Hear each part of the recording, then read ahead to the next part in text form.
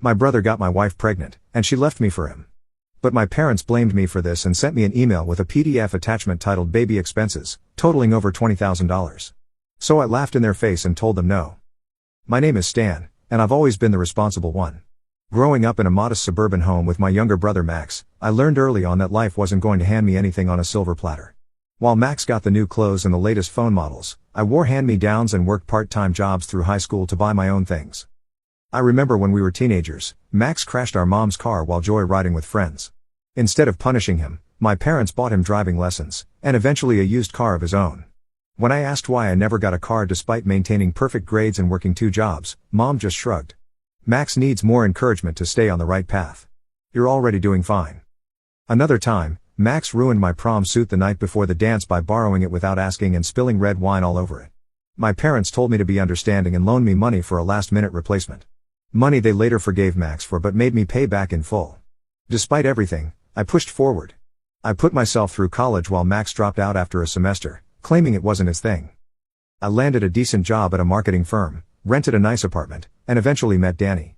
Danny and I had been together for 2 years and got married 6 months ago when Max called me crying about losing his job again. I don't know what to do still? He sobbed through the phone. They fired me for being late, but it wasn't even my fault.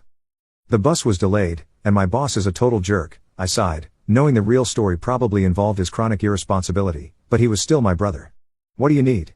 I asked. Can I stay with you for a bit? Just until I find another job. My landlord's kicking me out at the end of the week. I glanced around the apartment I shared with Danny. It wasn't huge, but we had a pull-out couch in the living room. Let me talk to Danny, I said. Danny wasn't thrilled about the idea. She'd met Max several times and found him self-centered and dramatic. It's just for a few weeks, I promised. He needs help getting back on his feet. So 2 months ago, Max moved in with his 2 suitcases and endless drama. He sprawled his belongings all over our living room, used up Danny's expensive shampoo, and made little effort to find a new job. I'm researching opportunities, he'd say, scrolling through social media on his phone. Danny tried to hide her annoyance, but I could see it in the tight lines around her mouth when she came home to find Max watching TV in his pajamas at 4 p.m. Last Tuesday started like any other day. I had an important client meeting at 2 p.m., but around noon, I felt a migraine coming on. Blurred vision, nausea, the works.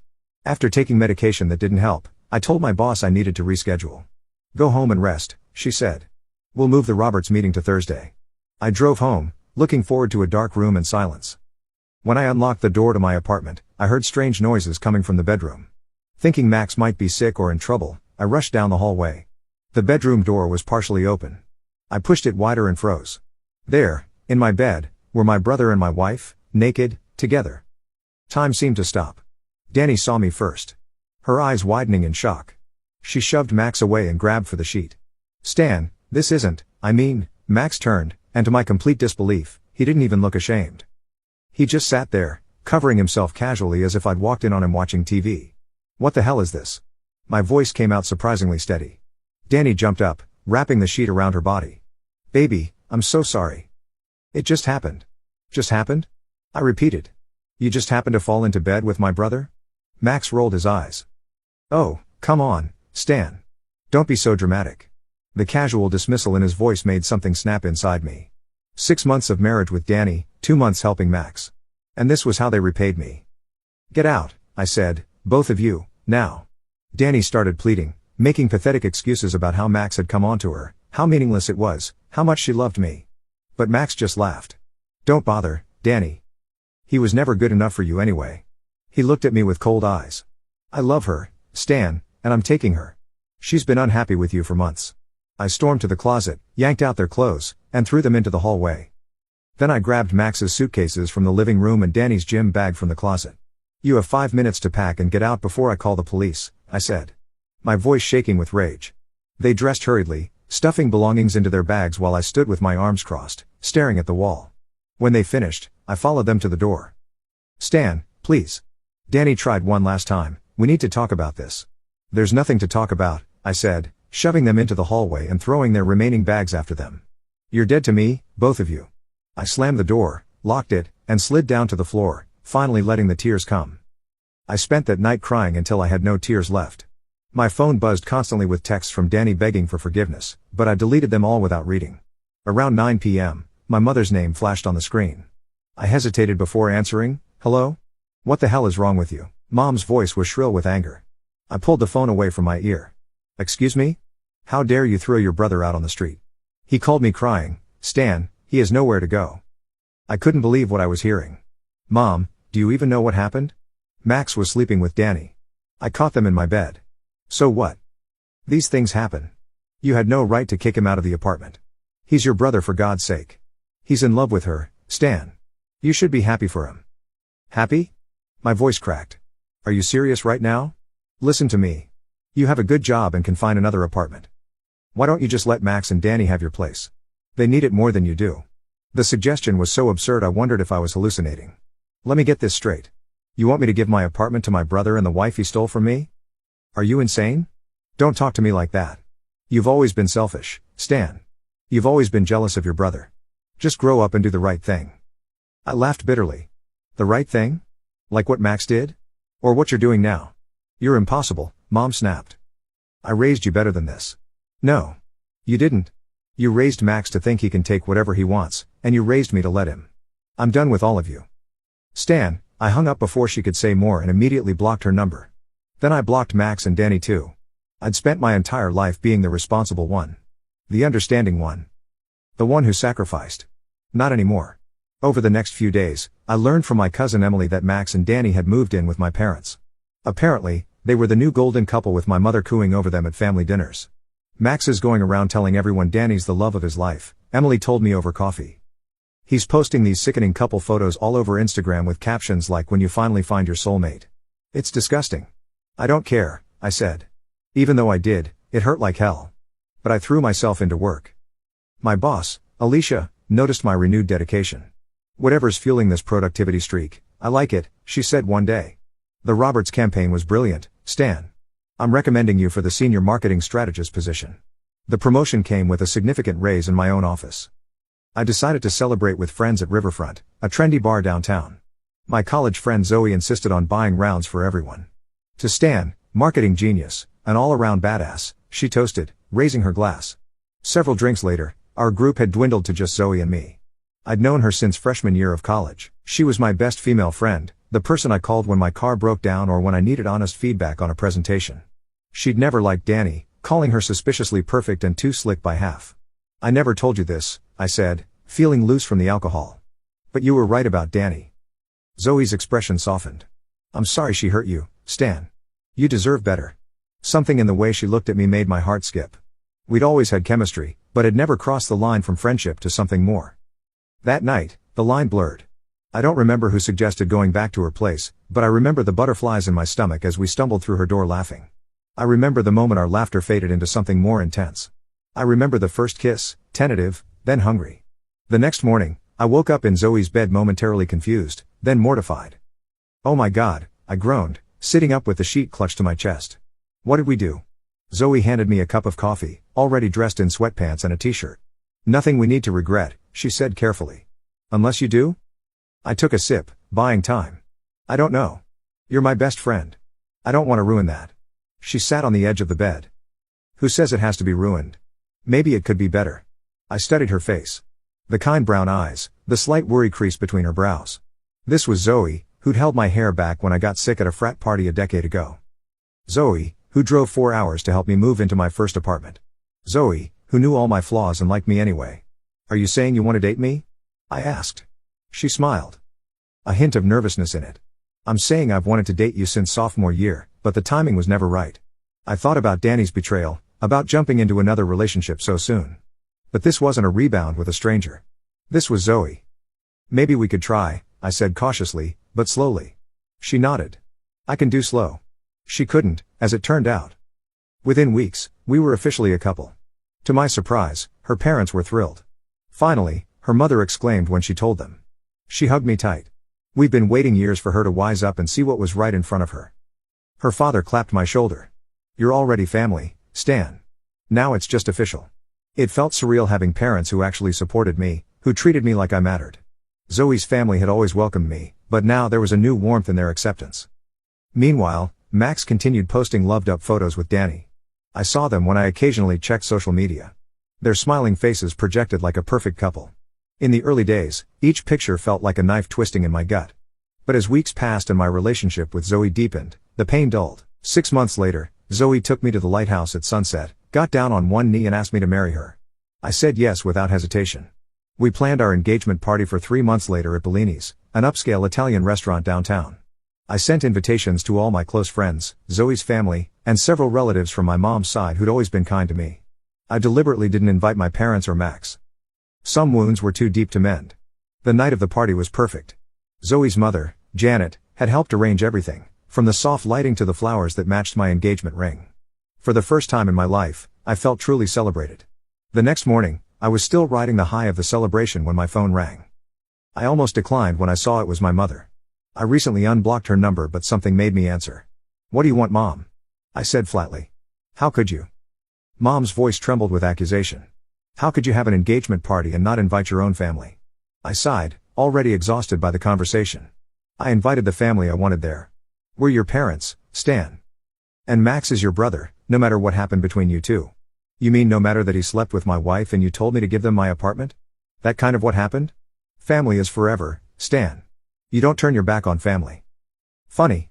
That's exactly what you and Dad did to me, and what Max did too. That's not fair. We've always been there for you." "No, Mom. You've always been there for Max. There's a difference." She paused, then changed tactics. "Your father was hurt that you didn't invite him to walk you down the aisle. It wasn't a wedding. It was an engagement party. And considering you both took Max and Danny's side, why would I want either of you there?" She huffed indignantly. "You're being childish and cruel. Goodbye, Mom." I hung up and blocked her number again. The months after our engagement flew by in a whirlwind of wedding preparations. Zoe's mother was a godsend, helping with everything from venue selections to cake tastings. Her sister Maya became my unofficial wedding planner, creating detailed spreadsheets and timelines. "You're the brother I should have had," I told Maya one day as we compared best man watches. She squeezed my hand. "Works out perfectly since you're the brother I always wanted." My phone rang one evening as Zoe and I were discussing honeymoon destinations. I didn't recognize the number but answered anyway. "Stan, it's Mom." Her voice sounded strange, tight, and strained. "You need to come to the house right away. It's a matter of life and death." My stomach dropped. Despite everything, they were still my parents. "Is Dad okay? Are you sick? Just come, please, as soon as possible." I hung up. My mind racing with possibilities. Cancer, heart attack, some terrible accident. "I need to go to my parents' house," I told Zoe. "Mom says it's an emergency." She frowned. "Want me to come with you?" "No. I'll be fine. I'll call if I need you." The drive to my childhood home took 30 minutes, each mile increasing my anxiety. What if Dad was dying? What if Mom was seriously ill? Despite our estrangement, I wasn't sure I was ready to lose either of them. I parked in the driveway and hurried to the door. Mom answered immediately as if she'd been watching for me. "What's going on?" I demanded, stepping inside. "Who's hurt?" Mom led me to the living room where Dad sat in his armchair, looking perfectly healthy. Beside him on the sofa was Max. His eyes red and puffy from crying. Relief that no one was dying quickly gave way to suspicion. "What is this?" Mom gestured toward Max. "Your brother needs you." I remained standing, arms crossed. "Why?" Max sniffled dramatically. "Danny left me." I waited for more, but that seemed to be the entire emergency. "That's why you called me over here? Because of Max's relationship problems?" Mom nodded gravely. "There's more. Danny's pregnant." I looked at Max's tear-streaked face, then at my parents' worried expressions. "And? Danny's gone," Mom said, as if I hadn't heard the first time. "She moved to Arizona. She's refusing to marry him or support the baby." I shrugged. "What does this have to do with me?" Mom and Dad exchanged glances. "Well," Mom said, "this is partly your fault." The statement was so absurd I thought I'd misheard. "My fault? How exactly is Danny getting pregnant by my brother my fault?" "You should have warned him about what kind of woman Danny was," Mom said. "You knew her better than anyone." I stared at her, speechless. Then I started laughing. I couldn't help it. "Let me get this straight," I said, when I could speak again. "My brother sleeps with my wife, steals her from me, moves in with her, and gets her pregnant. She leaves him, and somehow this is my fault because I didn't warn him that the woman he stole from me might not be trustworthy?" "Don't twist my words," Mom snapped. "You know what I mean?" "I really don't." Dad leaned forward. "Your brother needs help now, Stan. This isn't the time to hold grudges." I looked at Max, who was watching me with that familiar manipulative expression I'd grown up with. The one that had always worked on our parents. "What kind of help are you expecting from me?" I asked. Financial support. For starters, Mom said, Max can't work right now with all this stress, and he'll need money for the baby when it comes. No, I said simply, I'm not giving Max money. Danny's pregnancy isn't my responsibility. Mom stood up, her face flushed with anger. How can you be so heartless? This is your niece or nephew we're talking about. And Max is the man who betrayed me in the worst possible way, who you defended and supported in that betrayal. Why would I help him now? Because he's family, Mom shouted. That excuse doesn't work on me anymore. I turned to leave. I'm sorry about your situation, Max, but it's not my problem. I left to the sound of my mother's indignant protests, feeling lighter than I had in months. For the first time in my life, I'd stood up to them without backing down. For the next week, I threw myself into wedding preparations. Janet and Maya helped me finalize the floral arrangements and menu selections, while Zoe handled the music and photographer. Then, on a quiet Saturday morning, while Zoe and I were enjoying coffee and planning our honeymoon, an email notification popped up on my phone. Oh, no, I gasped when I opened it. What is it? Zoe asked, concerned. I handed her my phone. It was an email from my mother with a PDF attachment titled Baby Expenses. The document was meticulously organized, listing dozens of items: prenatal vitamins, $150 per month, childbirth classes, $300, maternity clothes, $800, doctor's visits, $200 per visit, hospital delivery, $10,000. Crib, $500. Stroller, $350. Car seat, $200. Diapers, $100 per month. Formula, $150 per month. The list went on and on, totaling over $20,000. At the bottom was a note, as we discussed, since Danny's abandonment of Max and your future niece/nephew is ultimately your responsibility, we expect you to cover these expenses. Please arrange payment as soon as possible, Mom. I nearly dropped my coffee mug. They can't be serious. Zoe's jaw had dropped open. This is beyond ridiculous. It's delusional. What should I do? I asked, feeling a headache coming on. Ignore it? Block them again? I considered it. But something about this latest absurdity demanded a response. No. I'm tired of them thinking they can manipulate me. I composed a reply. Mom, I will not be paying any expenses related to Danny's pregnancy or child. This situation is a direct result of Max and Danny's choices. Specifically, their choice to betray me by sleeping together while Danny was still my wife. Neither I nor my fiancé will provide financial support or any other form of assistance. Please do not contact me again regarding this matter or any other. I no longer wish to have a relationship with you, Dad, or Max, Stan. I hit send, then blocked their email addresses and any other contact methods I'd missed before. There, I said, feeling both relieved and sad. It's done. Within 30 minutes, my phone started ringing with calls from my parents and Max. I silenced them all. When they couldn't reach me by phone, they started calling my friends and extended family. My cousin Emily called confused. Your mom is telling everyone you're refusing to help your brother and his pregnant ex-wife because you're jealous. What's going on? Similar calls came from other relatives and even old high school friends. My parents were apparently on a smear campaign, painting me as cruel and heartless. I'm so tired of this, I told Zoe after the 5th call. They're twisting everything. Then set the record straight. She suggested, you have the receipts, literally. After thinking it over, I decided she was right. I posted a lengthy explanation on social media, detailing everything from Max and Danny's betrayal to my parents' defense of them, culminating in their demand that I finance Danny's pregnancy. I attached screenshots of the expense list as proof. The response was overwhelming. Friends and family members expressed shock at my parents' behavior. Even relatives who had initially believed their version reached out to apologize. I had no idea, my Aunt Susan wrote. Your mother made it sound like you abandoned Max in his time of need. I should have known better. For about 2 weeks, things were quiet. The wedding was approaching, and I was immersed in final preparations. Then, on a Saturday afternoon, there was a loud knocking at our door. I peeked through the peephole and groaned. It's my parents. Zoe came to stand beside me. Want me to get rid of them? No. I'll handle it. Maybe we can finally end this. I opened the door to find my mother, father, and Max standing in the hallway. Mom started shouting before I could speak. How dare you humiliate us online? Taking family matters public like that? We raised you better. I let her rant without interruption, watching as her face grew redder and her gestures more animated. Dad occasionally nodded in agreement, while Max stood with a pitiful expression, playing the victim perfectly. When Mom finally paused for breath, I spoke calmly. Are you finished? We're just getting started, Dad said. We're not leaving until you agree to help your brother, I laughed softly. That's not going to happen, you selfish, ungrateful, Mom started again. Stop.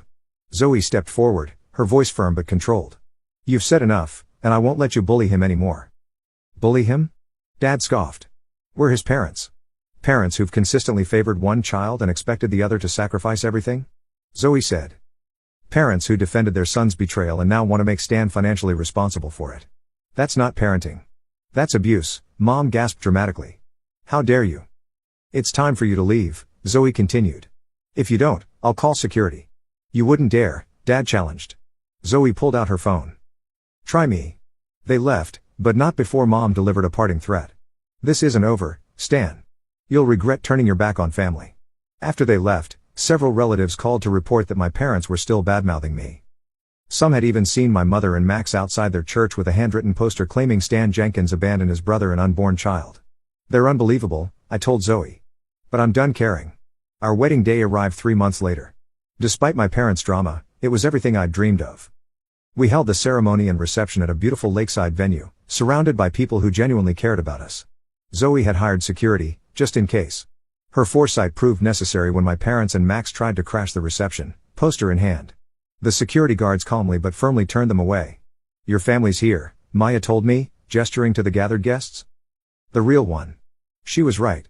Looking around at the smiling faces of friends who'd become family, and in-laws who treated me with more love than my own parents ever had, I felt complete.